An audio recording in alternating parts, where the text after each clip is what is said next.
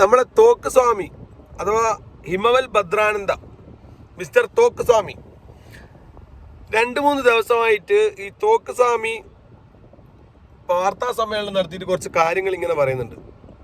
അയാളെ സാധാരണ നമ്മുടെ സമൂഹം ഒരു അരപ്പിരിയായിട്ടാണ് കാണുന്നത്. പക്ഷേ പുള്ളിക്കാരൻ പറയുന്ന കാര്യങ്ങൾ വിശദമായി പഠിച്ചു കഴിഞ്ഞാൽ അതിൽ ഒരു 60 to 70% വളരെ സൊസൈറ്റിക്ക് ഇമ്പാക്റ്റ് ഉണ്ടാകുന്ന അല്ലെങ്കിൽ നമ്മുടെ സമൂഹത്തിന് ആവശ്യമുള്ള കാര്യങ്ങളാണ് അദ്ദേഹം പറയുന്നത്. പക്ഷെ അദ്ദേഹം പറയുന്ന രീതിയും അദ്ദേഹത്തിൻ്റെ ഒരു ശൈലിയുമാണ് അദ്ദേഹം കോമഡി ആക്കിയിട്ടാണ് എല്ലാം പറഞ്ഞേക്കുക. അതുകൊണ്ടാണ് ആൾക്കാർ വില വെക്കാത്തത്. പക്ഷേ നമ്മൾ നോക്കുകയാണെങ്കിൽ ഈ തോക്ക് സ്വാമി ഇപ്പം പറഞ്ഞിരിക്കുന്ന കുറച്ച് കാര്യങ്ങളുണ്ട്. വളരെ ഇമ്പോർട്ടൻ്റ് ആയ കാര്യങ്ങളാണ് അദ്ദേഹം പറയുന്നത്. ഫസ്റ്റ് അദ്ദേഹം പറഞ്ഞത് നമ്മളെ ശ്രീപത്മനാഭസ്വാമി ക്ഷേത്രത്തിൽ നിന്ന് ഒരുപാട് ഉരുപ്പടികൾ, ഇതിപ്പോൾ എന്നല്ലേ, ഞാൻ അദ്ദേഹത്തെ നോട്ട് ചെയ്തത് അദ്ദേഹം ഒരു 2-3 മാസം മുന്നേ ഈ കാര്യം പറയുന്നുണ്ട്. ശ്രീപത്മനാഭസ്വാമി ക്ഷേത്രത്തിൻ്റെ ബി നിലവറയിൽ നിന്നും ഒരുപാട് സാധനങ്ങൾ, രത്നങ്ങളും സ്വർണവും പവിയും ഒരുപാട് വിലപിടിപ്പുള്ള സാധനങ്ങൾ മോഷണം പോയിട്ടുണ്ട്. അതിൽ അവിടെയുള്ള സ്റ്റാഫുകൾക്ക് പങ്കുണ്ട്. അവിടെയുള്ള ഇപ്പോഴത്തെ സോക്കോൾഡ് രാജാവെന്നോ അധികാരിയെന്നോ പറഞ്ഞിട്ടുള്ള അദ്ദേഹത്തിനും ഇതിൽ പങ്കുണ്ട്. അതിലെ ഒരു കൊട്ടാരത്തിലെ ഒരു സ്റ്റാഫിനെ അക്കൗണ്ടിൽ കോടികളുടെ പൈസ വരികയും അതിൻ്റെ അന്വേഷണം ഇപ്പം നടന്നുകൊണ്ടിരിക്കുകയാണ്. തിരുവനന്തപുരം ശ്രീപത്മനാഭസ്വാമി പോലീസ് സ്റ്റേഷനുമായി ബന്ധപ്പെട്ട് അതിൻ്റെ അന്വേഷണം ഒരു ഭാഗത്ത് നടക്കുന്നുണ്ട്. പക്ഷെ ഇയാൾ ഈ കാര്യം ഇന്നലെയല്ല, കുറേ കാലങ്ങളായി ഇയാൾ ഇത് പറഞ്ഞുകൊണ്ടിരിക്കുന്നുണ്ട്. പക്ഷേ നമ്മുടെ അധികാരികൾക്ക് ഇതുമായിട്ട് ബന്ധപ്പെട്ട് കേസെടുക്കാൻ വളരെ പ്രയാസം. എന്തുകൊണ്ടാന്ന് വെച്ചാൽ ഇപ്പോഴും ഗവൺമെന്റ് ഭരണമാണ്, നമ്മുടെ ഡെമോക്രസിയാണ്, എല്ലാം പറയുന്നതൊക്കെ ശരി തന്നെ. പക്ഷേ കൊട്ടാരമായി ബന്ധപ്പെട്ടുള്ള കാര്യങ്ങൾ എടുക്കുമ്പോൾ, വിശ്വാസമായിട്ട് ബന്ധപ്പെട്ട് വരുമ്പോൾ, അമ്പലമായിട്ട് വരുന്ന വിഷയമാകുമ്പോൾ അതിലൊരുപാട് നൂലാമാലകളും ആ ക്ഷേത്രത്തിൻ്റെയും ദേവസ്വം ബോർഡിൻ്റെ അതിൻ്റെയൊക്കെ ഒരുപാട് അനുമതി കാര്യങ്ങളൊക്കെ വേണ്ടതുണ്ട്. പോലീസ് നേരെ അവിടെ കയറി അന്വേഷിക്കുകയോ അല്ലെങ്കിൽ അവിടെ നിന്ന് എന്തൊക്കെ മിസ്സായെന്ന് പോലീസിന് മനസ്സിലാക്കണം പോലും അമ്പലത്തിലുള്ള അവരുടെ ട്രസ്റ്റുമായിട്ട് ബന്ധപ്പെട്ട ആൾക്കാരുടെ സഹകരണം ഉണ്ടെങ്കിൽ മാത്രമേ പറ്റൂ. ഇത് ഒന്നാമത്തെ വിഷയം. രണ്ടാമത് നമ്മളെ തോക്ക് സ്വാമി പറഞ്ഞിരിക്കുന്ന വിഷയം വളരെ ഇമ്പോർട്ടൻ്റ് ആയിട്ട് നമ്മൾ അഡ്രസ്സ് ചെയ്യേണ്ട വിഷയമാണ്. അദ്ദേഹം ഇന്ന് ഉന്നയിച്ചിട്ടുള്ള വിഷയം എന്താണെന്ന് വെച്ച് കഴിഞ്ഞാൽ നമ്മുടെ ഓപ്പറേഷൻ തൂഫാൻ. അദ്ദേഹം പറയുന്ന കറക്റ്റ് എന്ന് പറഞ്ഞാൽ തൊലിപ്പുറത്ത് പുറമേയുള്ള 1-2 ഗ്രാം MDMA പിടിച്ചാലൊന്നും കഥ തീരൂല. ഇത് ഇന്റർനാഷണൽ മാഫിയയാണ് ഇവിടെ ഭരിക്കുന്നത്. കറക്റ്റാണ്. ഇതേ സംഭവം ഞാൻ കുറച്ച് ജേർണൽസും ഇതിൻ്റെ പിറകിൽ അന്വേഷിച്ച് പോയപ്പോൾ എനിക്ക് മനസ്സിലായത്, ശരിക്കും പറയാമെന്ന് വെച്ചാൽ L Mencho the Mexican drug കാർട്ടിൽ പോലും നമ്മുടെ കേരളത്തിൽ വരെ അവരുടെ വേരുകൾ ആയിന്നിറങ്ങിയിട്ടുണ്ട്. അതായത് എൽ മെഞ്ചോ എന്ന് പറഞ്ഞിട്ടുള്ള ഡ്രഗ് കാർട്ടിലിൻ്റെ ഹെഡിനെ ഇതിനിടയ്ക്ക് പോലീസ് വധിക്കുകയുണ്ടായി. അതിന് മുന്നേ തന്നെ അവരുടെ ഓഫീസുകൾ നമ്മുടെ ഡൽഹിയിലും നോയിഡയിലും ഗുജറാത്തിലും ബാംഗ്ലൂർ പോലും അവരുടെ ശൃംഖല വർക്ക് ചെയ്യുന്നുണ്ടെന്നാണ് കണക്ക്. അതുപോലെ നൈജീരിയൻ ഡ്രഗ് കാർട്ടിൽ നൈജീരിയയുടെ ഈ പ്രൊഫഷണൽ ആയിട്ടുള്ള ഇതിൻ്റെ മേക്കേഴ്സ്, ഇതിൻ്റെ കുക്കേഴ്സ് പോലും നമ്മുടെ സംസ്ഥാനങ്ങളായ കർണാടകയിലും അതുപോലെ കർണാടകയിലെ ബാംഗ്ലൂർ സിറ്റിയിലൊക്കെ പ്രാന്തപ്രദേശങ്ങളിൽ ഇതിൻ്റെ ഉൽപ്പാദനം വരെ നടക്കുന്നുണ്ടെന്നാണ് ഇപ്പോൾ വരുന്ന റിപ്പോർട്ടുകളിൽ നിന്ന് മനസ്സിലാകുന്നത്. അതേ കാര്യം തന്നെയാണ് തോക്ക് സ്വാമി എന്ന് പറഞ്ഞിട്ടുള്ളത്. തോക്ക് സ്വാമി പറഞ്ഞിട്ടുള്ളത് തൊലിപ്പുറത്തുള്ള ചികിത്സ. നിങ്ങൾ അവിടെ ഇവിടെയുള്ള കുറച്ച് 1, 2, 3, 10 ഗ്രാമുകൾ പിടിച്ച് കുട്ടികളെ, ചെറിയ പിള്ളേരെ, ഇത് ഉപയോഗിക്കുന്ന പിള്ളേരെ പിടിച്ച് അറസ്റ്റ് ചെയ്തുകൊണ്ടോ അവരുടെ പേരിൽ കേസെടുത്തത് കൊണ്ടോ ഒന്നും പരിപാടി തീരാൻ പോകുന്നില്ല. ഇത് ശാശ്വതമായ പരിഹാരം ഇതിനുണ്ടാകണമെങ്കിൽ ഡ്രഗ്സ് കംപ്ലീറ്റ് ആയിട്ട് സ്റ്റോപ്പ് ചെയ്യണമെങ്കിൽ ഒറ്റൊരു ഐഡിയ ഉള്ളൂ, അതിൻ്റെ സോഴ്സിലേക്ക് പോകണം. അപ്പോൾ ഈ ഡ്രഗ്സിന് ശാശ്വതമായ ഒരു പരിഹാരം എന്ന് പറഞ്ഞു കഴിഞ്ഞാൽ അത് അതേപോലെ വളരെ കറക്റ്റ്. തൊലിപ്പുറത്തുള്ള അവിടെ ഇവിടെയും പോയി 2-3 ആൾക്കാരെ പിടിച്ചുകൊണ്ടൊന്നും ഒരു കാര്യമില്ല. അതിന് തൂഫാനോ കൊടുങ്കാറ്റോ ഒന്നും ഉണ്ടായിട്ട് കാര്യമില്ല. പിടിക്കണമെങ്കിൽ ഇതിൻ്റെ ഹബ്ബ് എവിടുന്നാണ് സോഴ്സ്. ഇപ്പോൾ 1 പിടിച്ചു, 1 പറയുന്നത് 2 ആണ് തന്നത്, 2 പറയുന്നത് 3 ആണ് തന്നത്, 3 പറയുന്നത് 4 ആണ് തന്നത്. അങ്ങനെ പോയിട്ട് നമ്പർ ചിലപ്പോൾ 50 or 100 എട്ടെത്തു. കുറച്ച് പണിയുണ്ട്, ചില്ലറ പണിയല്ലേ ഇത്. ഇവിടുന്ന് റോഡ് വന്ന് ചെക്കിങ് ബൈക്കിലെടുത്ത് പോകണ്ടോന്ന് വിവരം കിട്ടിക്കഴിഞ്ഞാൽ ഈ വിവരം തരുന്ന ആൾ തന്നെയായിരിക്കും ഇതിൻ്റെ ഹെഡ്. നിങ്ങൾ അവിടെ 10 ഗ്രാം പിടിക്കാൻ പോകുമ്പോൾ ഇപ്പുറത്തോട്ട് 2 കിലോ സാധനം വേറെ കൊണ്ടുവന്നുണ്ടാവും ലോറിയിൽ. അത് നിങ്ങൾ ചെക്ക് ചെയ്യൂല, കാരണം അതിനുള്ള സോഴ്സുകൾ എടുത്തില്ല. ആരും കുറ്റം പറയുന്നതല്ല. പക്ഷേ നമ്മളൊരു കാര്യം ചെയ്യുമ്പോൾ, ഒരു മിഷൻ ചെയ്യുമ്പോൾ അത് വെറും ഒരു പ്രഹസനമോ അല്ലെങ്കിൽ മാധ്യമങ്ങളെ തൃപ്തിപ്പെടുത്താൻ അല്ലെങ്കിൽ പൊതുസമൂഹത്തിന്റെ പുറമേ ഉള്ള, അതാണ് ഇന്ന് തോക്കുസ്വാമി പറഞ്ഞത്, തൊലിപ്പുറത്തുള്ള ചികിത്സ കൊടുത്തു കഴിഞ്ഞാൽ ഉള്ളിലുള്ള വിഷം പോകത്തില്ല. അതായത് ഈ ഒരു സംഭവത്തിന് ശാശ്വതമായ പരിഹാരം എന്ന് പറഞ്ഞു കഴിഞ്ഞാൽ ഇതിന്റെ source, from the source should be cut off. അതായത് നമ്മുടെ കേരളത്തിലുള്ള സാധനത്തിന്റെ ഒഴുക്ക് വരുന്നത് ഒന്ന് മെയിനായിട്ട് നൈജീരിയൻ ഡ്രഗ് കാർട്ടിൽ വരുന്ന കർണാടക, ബാംഗ്ലൂരിൽ നിന്ന്. രണ്ടാമത് വരുന്നത് ഗുജറാത്തിന്റെ തീരങ്ങൾ കൂടി വരുന്നുണ്ട്. പാകിസ്ഥാൻ പോലുള്ള സ്ഥലങ്ങളിൽ നിന്ന് സാധനം വരുന്നുണ്ട്. അത് ഗുജറാത്തിൽ ബോട്ട് വഴി തീരങ്ങളിൽ എത്തുന്നുണ്ട്. അത് അവിടെ നിന്ന് ഇറക്കണം. അതുപോലെ തന്നെ ഈ മെക്സിക്കൻ ഡ്രഗ് കാർട്ടിലിന്റെ സാധനങ്ങൾ, മെക്സിക്കൻ ഡ്രഗ് കാർട്ടിലിന്റെ ഓഫീസുകൾ ഇന്ത്യയിൽ ഉണ്ടെന്നാണ് പറയുന്നത്. അത് ആ പേരിലായിരിക്കില്ല ഉള്ളത്, പക്ഷെ അവരുടെ പ്രൊഫഷണൽ സംഘങ്ങൾ വർക്ക് ചെയ്യുന്നുണ്ട്. അപ്പോൾ ഇതിൻ്റെയൊക്കെ ഇൻഫർമേഷൻസ് ചെറിയൊരു കാര്യങ്ങൾ അന്വേഷിക്കുന്ന തോക്കുസ്വാമിക്കും നമുക്കൊക്കെ കിട്ടാമെങ്കിൽ നമ്മുടെ കേരള പോലീസിനാണോ അവർ ഇറങ്ങി തിരിച്ചതിനെ ഇത് ഇറക്കാൻ പറ്റാത്തത്, ഇത് സ്റ്റോപ്പ് ചെയ്യാൻ പറ്റാത്തത്? Everything is possible. Mission impossible ആയിട്ടുള്ള കാര്യമൊന്നുമല്ല ഇത്. പക്ഷേ അതിങ്ങനെ ഇപ്പോൾ ഇതിന്റെ മുന്നേ പിന്നെ ഇടതുപക്ഷ സർക്കാർ ഉണ്ടായിരുന്നു. ഇപ്പോൾ ഡാൻസ് ഓഫ് ടീമും പിന്നെ അവരുടെ ഒരു ആൾക്കാരൊക്കെ ചെയ്തിരുന്നു. അതിന്റെ ഒരു വേറെ വെർഷനാണ് ഇപ്പോൾ മിഷൻ തൂഫാൻ, പ്രൊജക്ട് തൂഫാൻ എന്നൊക്കെ പറഞ്ഞു. പക്ഷേ ഈ പുറമേയുള്ള പേരും മാധ്യമങ്ങളിലുള്ള ഗിമിക്കും 10-200 കേസുകളും ആയാൽ ക്ലോസ് ചെയ്യേണ്ടതല്ല ഇത്. ഡ്രഗ് എന്ന് പറഞ്ഞാൽ അടുത്ത തലമുറയെ മൊത്തം കാർന്ന് തിന്നാൻ പോകുന്ന, അടുത്തൊരു തലമുറയെ ബുദ്ധി മരവിച്ചു പോയ, പ്രതികരണ ശേഷിയില്ലാത്തൊരു സമൂഹമാക്കി മാറ്റാവുന്ന ഒരു സാധനമാണ്. അപ്പോൾ അതിനെതിരെ ശക്തമായിട്ട് തന്നെ പ്രതികരിക്കണം. നമുക്കിത് തോക്കുസ്വാമിയുടെ പത്രസമ്മേളനത്തിലെ കുറച്ച് കാര്യങ്ങൾ കേട്ട് കഴിഞ്ഞാൽ ഒരു ഐഡിയ കിട്ടും എന്താണ് അദ്ദേഹം പറഞ്ഞു വെക്കുന്നതെന്ന്. പഴയ ഡാപ്ര പോലീസ് അല്ല ഇന്ന് കേരളത്തിലിരിക്കുന്നത്. നല്ല ഇന്റലിജന്റ് ആയിട്ടുള്ള യങ്സ്റ്റേഴ്സ് ഉണ്ട്. ഡാപ്ര പോലീസ് അല്ല ഇന്ന് കേരളത്തിലിരിക്കുന്നത്. നല്ല ഇന്റലിജന്റ് ആയിട്ടുള്ള യങ്സ്റ്റേഴ്സ് ഉണ്ട്. അവർക്കൊന്നും ചെയ്യാൻ സമ്മതിക്കുന്നില്ല. കാരണം ഇപ്പൊ പത്മനാഭസ്വാമി ക്ഷേത്രത്തിലെ കേസെടുക്കും. പോലീസ് കൃത്യമായിട്ട് റിപ്പോർട്ട് ചെയ്തു. അവിടുത്തെ കൊട്ടാരത്തിലെ മോഷണവും പത്മനാഭസ്വാമി ക്ഷേത്രത്തിലെ മോഷണത്തിന്റെ വിവരം പോലീസ് അറിയിച്ചു കൊടുത്തു. പക്ഷെ പോലീസിനെ തുടരന്വേഷണത്തിന് സർക്കാർ അനുവദിക്കുന്നില്ല. അതാണ് ഇത്. അതിൽ നിന്നും എത്രയോ വലുതാണ്. കൊട്ടാരവുമായി ബന്ധപ്പെട്ടത് ഓസ്ട്രിയ കേന്ദ്രീകരിച്ചിരിക്കുന്ന വിഗ്രഹ മാഫിയാണെങ്കിൽ ഇതെന്ന് പറയുന്നത് ഡ്രഗ് ടെററിസമാണ്. എന്റെ വീട്ടിൽ 4 പോലീസുകാർ ഇന്നും എനിക്ക് കാവലിപ്പുണ്ട്. എന്തുകൊണ്ടാണ്? ഇതിനെതിരെ സംസാരിച്ചാൽ തീർത്തു കളയും ആൾക്കാർ. ഇവിടെ ഒരു ബിസിനസ്സുകാരൻ, അവന്റെ നേതൃത്വത്തിൽ എല്ലാ ഫയലുകളും ബെഹ്റയ്ക്കറിയാം, ഇവിടുത്തെ പോലീസ് ഉദ്യോഗസ്ഥർക്കറിയാം, സക്രയ്ക്കറിയാം, ഇവിടുത്തെ എല്ലാവർക്കും അറിയാം. അവൻ ഇവിടെ നടത്തുന്ന റൈ പാർട്ടീസ് എല്ലാം.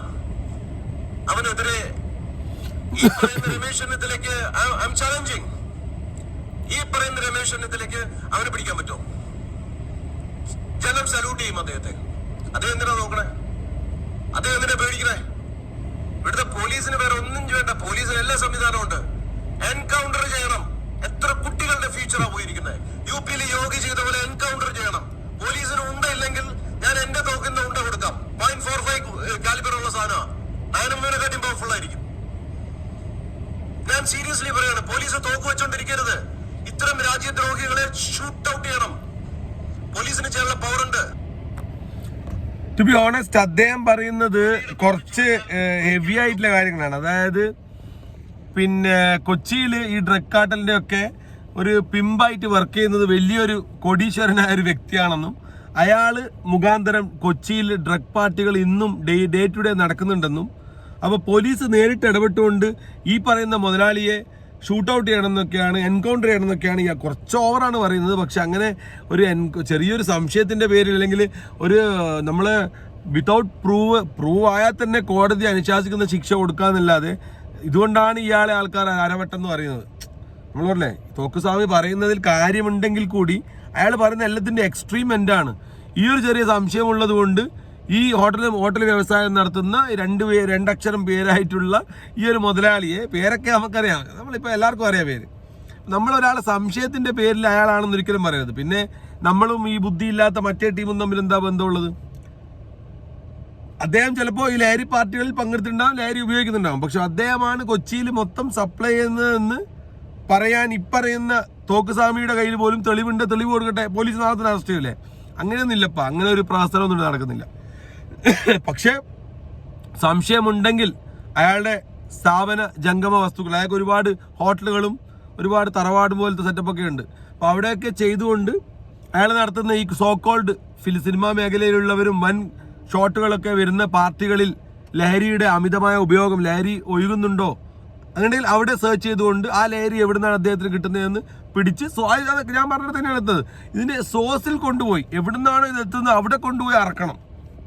തോക്കുസ്വാമിയെ പറ്റി പറയുകയാണെങ്കിൽ ഇതല്ല, ഒരുപാട് സ്റ്റോറീസ് ഉണ്ട് അദ്ദേഹത്തിൻ്റെ കഥകൾ.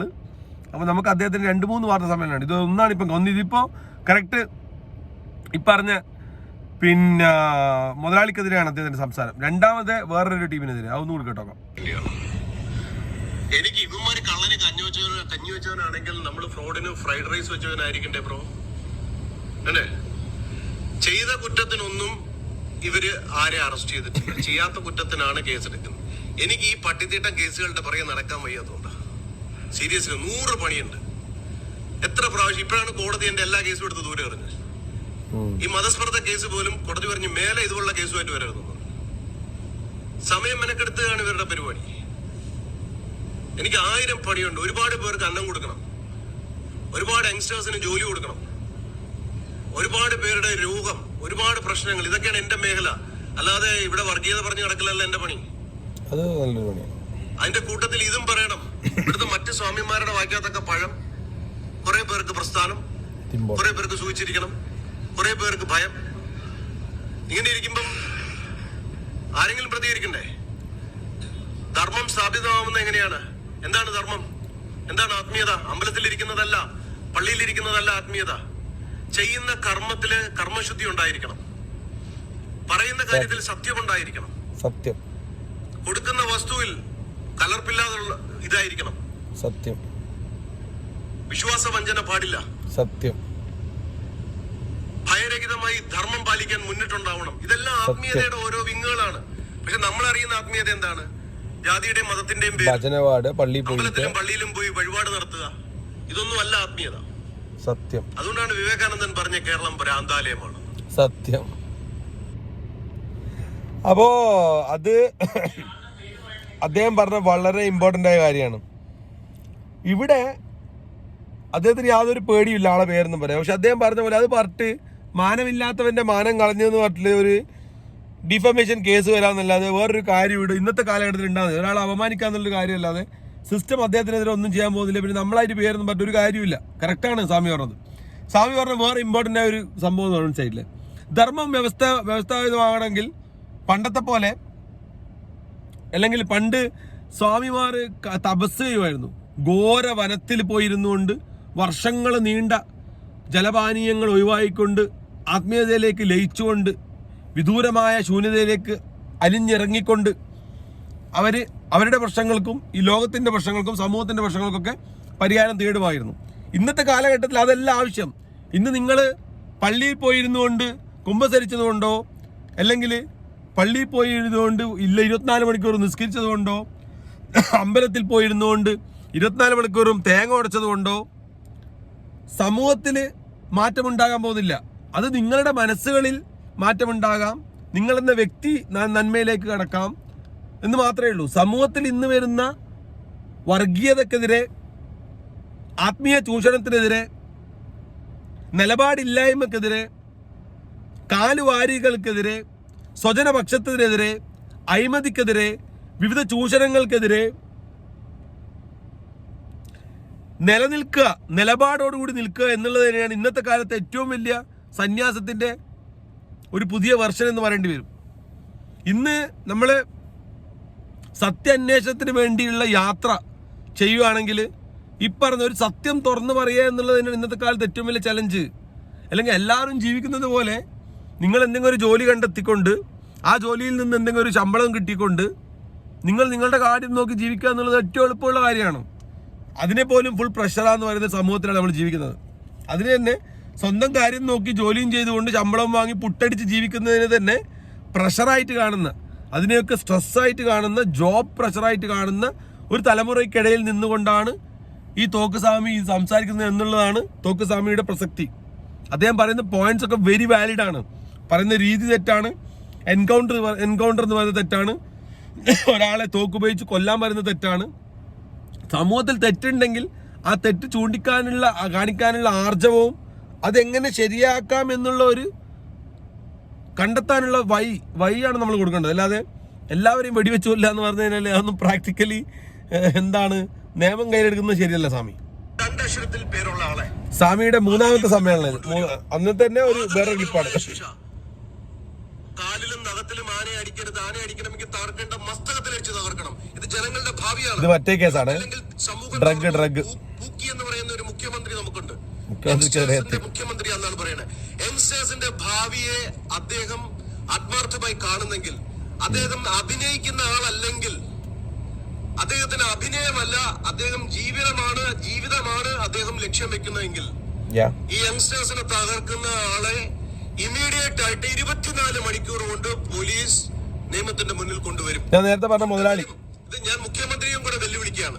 മുഖ്യമന്ത്രി രണ്ടുപേരുള്ള മുതലാളി കൊച്ചിയിലെ മുഖ്യമന്ത്രി ആണെങ്കിൽ, അദ്ദേഹത്തിന്റെ ഈ എറണാകുളം ജില്ലയിലെ മുഖ്യമന്ത്രി ആണെങ്കിൽ, ഈ എറണാകുളം ജില്ല കേന്ദ്രീകരിച്ച് നടത്തുന്ന ഏറ്റവും വലിയ മയക്കുമരുന്ന് മാഫിയയുടെ തലവനായിട്ട് പ്രവർത്തിക്കുന്ന ഒരുത്തിനെ ഇവിടെ നിയമത്തിന്റെ മുന്നിൽ 24 മണിക്കൂറിനുള്ളിൽ കൊണ്ടുവരും.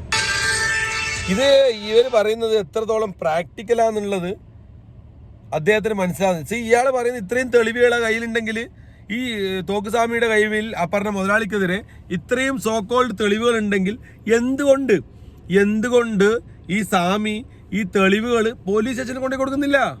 ഇനി പോലീസ് സ്റ്റേഷനിൽ കൊടുക്കാൻ പോലീസുകാർ മുക്കുന്നുള്ള പേടിയുണ്ടാ? മുതലാളിയെ സംരക്ഷിക്കുന്ന പേടിയുണ്ടാ? നിങ്ങൾ പതിവ് ഈ വാർത്താ സമ്മേളനത്തിൽ അവതരിപ്പിക്കത് തെളിവുകൾ സോളിഡ് തെളിവുകളാണെങ്കിൽ ചുമ്മാ ഒരാളെ കരിവാരി തേൽക്കാൻ ആർക്കും പറ്റും. മനസ്സിലായില്ലേ? നിങ്ങൾ ഈ പറയുന്ന അയാളുടെ ഭാഗത്ത് നിങ്ങളുടെ ഭാഗത്ത് തെളിവുകളുണ്ട്, ആരോപണത്തിൽ മാത്രമല്ല നിങ്ങൾ ഉന്നയിക്കുന്നത്. തെളിവുകളുണ്ടെങ്കിൽ ആ തെളിവുകൾ നിങ്ങൾ നിരത്തൂ, മീഡിയാസിന്റെ മുമ്പിൽ നിരത്തൂ. അദ്ദേഹം എവിടെയൊക്കെയാണ് ലഹരി പാർട്ടി നടത്തിയിട്ടുള്ളത്, ലഹരി അദ്ദേഹത്തിന് എവിടെ നിന്നാണ് കിട്ടുന്നത്, അദ്ദേഹത്തിന് മെക്സിക്കൻ കാർട്ടലുമായിട്ട് ബന്ധമുണ്ടോ, എൽ മെഞ്ചോയുടെ കാർട്ടലുമായിട്ട് ബന്ധമുണ്ടോ, അദ്ദേഹത്തിന് നൈജീരിയൻ ഡ്രഗ് കാർട്ടലുമായിട്ട് ബന്ധമുണ്ടോ, ബാംഗ്ലൂരിലുള്ള പല കെമിക്കൽ ഫാക്ടറികളിലും അയാൾക്ക് ഷെയർ ഉണ്ടോ, ബിഗ് ഫാർമാസിന്റെ പല കമ്പനികളുടെയും ട്രക്കുകൾ ഡ്രഗുമായി അയാളുടെ അടുത്ത് വരുന്നുണ്ടോ? എന്താണ് നിങ്ങൾ ഈ പറയുന്ന സോക്കോൾഡ് മുതലാളി, 2 അക്ഷരമുള്ള മുതലാളി, കൊച്ചിയിൽ ഹോട്ടൽ വ്യവസായമുള്ള മുതലാളി, അദ്ദേഹത്തെ ഇങ്ങനെ താറടിക്കുന്നുണ്ടെങ്കിൽ, നിങ്ങളുടെ കയ്യിൽ തെളിവുണ്ടെങ്കിൽ you come with the proof man. നിങ്ങൾ ആ തെളിവായിട്ട് വരൂ, എന്നിട്ട് സംസാരിക്കൂ. അപ്പോൾ ജനങ്ങൾ നിങ്ങൾ അംഗീകരിക്കും. എല്ലാവരും വന്നിട്ട് UP മോഡൽ എൻകൗണ്ടർ വേണം, തോക്കില്ല എൻ്റെ തോക്കെടുത്തോ, അത് കേരള പോലീസ് തോക്കില്ലാത്തത് താൻ എന്താണ് വിചാരിച്ചിരിക്കുന്നത്? അത് റോങ് ആണ് സ്വാമി, റോങ് ആകരുത് ഒരിക്കലും. നിങ്ങൾ റിഫോർമേഷൻ ഉണ്ടാക്കാൻ ആഗ്രഹിക്കുന്നുണ്ടോ? നിങ്ങൾ വ്യക്തമായി പറയൂ കാര്യങ്ങൾ, നിങ്ങൾ തെളിവുമായിട്ട് വരൂ. തെളിവ് എവിടെ? നിങ്ങൾ ആ തെളിവ് ടേബിൾ മേൽ വെക്കൂ. നിങ്ങൾക്ക് അധികം സംസാരിക്കേണ്ട പോലും ആവശ്യമില്ല. ഇനി നമുക്ക് തോക്കുസ്വാമിയുടെ വേറൊരു ഇതും കൂടി അന്നത്തെ ആ ദിവസമല്ല, വേറൊരു ദിവസം സംഭവമാണ്, അതും കൂടി കേട്ടോ എന്താ പറയുന്നത്. ലാലേട്ടന്റെ വേഗത്തെത്തി, ലാലേട്ടനെ സപ്പോർട്ട് ചെയ്യാൻ വേണ്ടി മുങ്ങിയെന്ന് പറയുന്നത്. ഇവിടുന്ന് ആലപ്പുഴ റൂട്ടിലേക്ക് പോകുമ്പോൾ മുളകിന്റെ പേരിൽ അറിയപ്പെടുന്ന ഒരു ഹോട്ടലുണ്ട്, ഞാൻ പറഞ്ഞ മുതലാളി, അതിന്റെ മുതലാളിയാണ് ഇത്. ലാലേട്ടനോടും ഞാൻ സംസാരിച്ചു. ലാലേട്ടന്റെ അടുത്ത് ഞാൻ പറഞ്ഞു, ലാലേട്ടൻ എന്ന് പറഞ്ഞാൽ മോഹൻലാലാണ്. ലാലേട്ടൻ്റെ അടുത്ത് ഞാൻ പറഞ്ഞു, ലാലേട്ട 2 കാര്യം, നിങ്ങൾ ആദ്യവും ഒരു കാര്യം സംസാരിച്ച് നമ്മളുമായിട്ട് ബന്ധം കൂടുന്ന സമയത്തുള്ളതുണ്ടായ ഒരു ഇന്ററാക്ഷൻ ആണ്, അതുകൂടെ ഞാൻ പറയാം. ലാലേട്ട 2 കാര്യം എനിക്ക് നിങ്ങൾ ദക്ഷിണയായിട്ട് തരണം. ഒന്ന്, സനാതന ധർമ്മത്തിന്റെ പ്രചരണത്തിന് എന്റെ കൂടെ ഉണ്ടാവണം. 2, മയക്കുമരുന്ന് മാഫിയക്കെതിരെ തകർക്കാൻ ഇന്ന ആൾക്കാരുടെ ഇതുണ്ട്, അതിനെയൊക്കെ എക്സ്പോസ് ചെയ്യാൻ നിങ്ങൾ ഒരു സെലിബ്രിറ്റിയാണ്, നിങ്ങൾ നിയമപരമായിട്ടും എല്ലാം നിങ്ങൾ സഹായിക്കണം. എന്താണ് അത് വലിയ കാര്യമല്ലേ? അത് സത്യം പറഞ്ഞു കഴിഞ്ഞാൽ ഈശ്വരന്റെ ഒരു വലിയൊരു മഹാ അനുഗ്രഹമാണ്. അത് നമുക്കത് എന്താന്ന് വെച്ചാൽ ചെയ്യാം.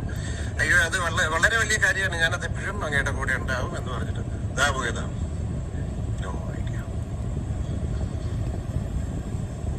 അതെ, എല്ലാരും ഇങ്ങനെ എന്താ മക്കളെ ഇങ്ങനെ ചിരിച്ചാ മതിയാ? അപ്പൊ ഈ ചിരി മാത്രമേ ഉള്ളൂ. ഇവിടുന്ന് നേരെ അങ്ങോട്ട് പോകും, ഒരു 10 കിലോമീറ്റർ. എല്ലാവർക്കും ചേട്ടന്മാർക്കൊക്കെ മനസ്സിലായി ആരാണ്. റീലൊക്കെ ഇട്ട് പിള്ളേരെ കൊണ്ടുവന്ന് ഇതാക്കി കുറെ ബീഫും തിന്ന്, ചക്കയും തിന്ന്, മാങ്ങയും തിന്ന്, മീനും മനസ്സിലായില്ല.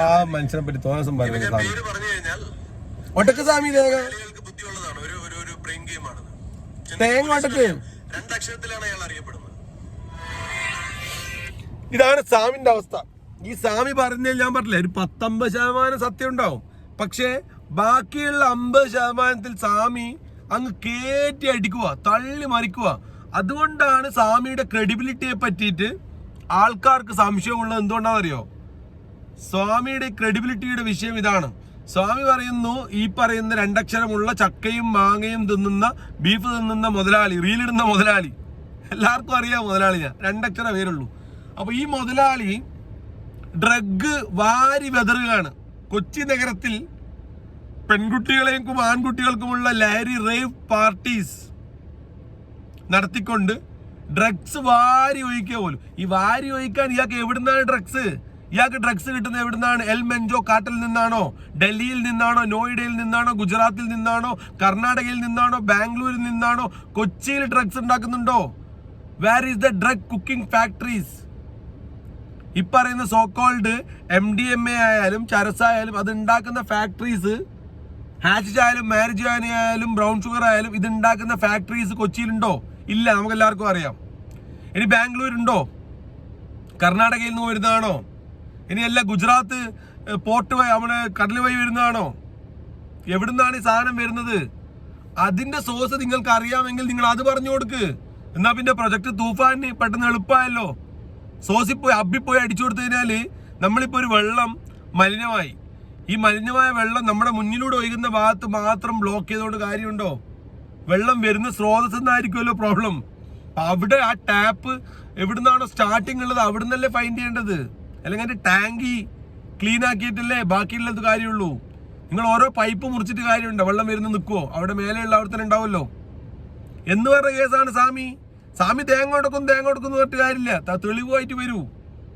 അല്ലാതെ ചുമ്മാ സമൂഹത്തിൽ മാന്യമായി ജീവിക്കുന്നവരുടെ പേരിൽ ഇങ്ങനെ അപവാദം പറഞ്ഞിട്ട് കാര്യമുണ്ടോ? എന്ത് തന്നെയായാലും പ്രൊജക്ട് തൂഫാൻ കൊണ്ട് എന്ത് റിസൾട്ട് വരുന്നു വരും ദിവസങ്ങളിൽ കാണാം. അതുപോലെ തന്നെ സ്വാമിയുടെ തെളിവുമായി വരുമോ എന്ന് ഞാൻ സ്വാമിയുടെ നമ്പർ കിട്ടുമെങ്കിൽ സ്വാമിനെ ഒന്ന് വിളിച്ചിട്ട് ഈ കാര്യങ്ങൾ പറയും. ഈ വീഡിയോ സ്വാമി കാണണമെന്നില്ല, പക്ഷേ സ്വാമിയോട് നമുക്ക് ഒരു ബഹുമാനമൊക്കെ തോന്നുന്നുണ്ട്. കാരണം എന്ന് വെച്ചാൽ സ്വാമി പറയുന്നുണ്ട്, ഇനി ഇപ്പൊ തന്നെ മേഖല പലർക്കും ഭക്ഷണം എത്തിക്കണം, പലർക്കും ഉപജീവനം എത്തിക്കണം, പല യുവാക്കൾക്കും തൊഴിൽ കൊടുക്കണം എന്നൊക്കെ പറഞ്ഞിട്ട് സ്വാമി സനാതന ധർമ്മത്തിന്റെ യഥാർത്ഥ വക്താവായി മാറിയിട്ടുണ്ട്. അതുപോലെ തന്നെ സന്യാസത്തിന്റെ ഏറ്റവും മഹത്തായ ലക്ഷ്യം മറ്റുള്ളവരുടെ പ്രോബ്ലംസ് സോൾവ് ചെയ്ത് കൊടുക്കുക. മറ്റുള്ളവന്റെ വിഷമം, മറ്റുള്ളവന്റെ സങ്കടം തൻ്റെ സ്വന്തം സങ്കടം പോലെ മനസ്സിലാക്കിക്കൊണ്ട് അതിലിടപെട്ടുകൊണ്ട് ഒരുത്തന്റെ വിഷമം മാറ്റി കൊടുത്താലാണ് ഏറ്റവും വലിയ ലോകത്തുള്ള കാര്യമെന്ന് മനസ്സിലാക്കുന്നവനാണ് യഥാർത്ഥ സ്വാമി. അല്ലേ തോക്ക് സ്വാമി? Good bye.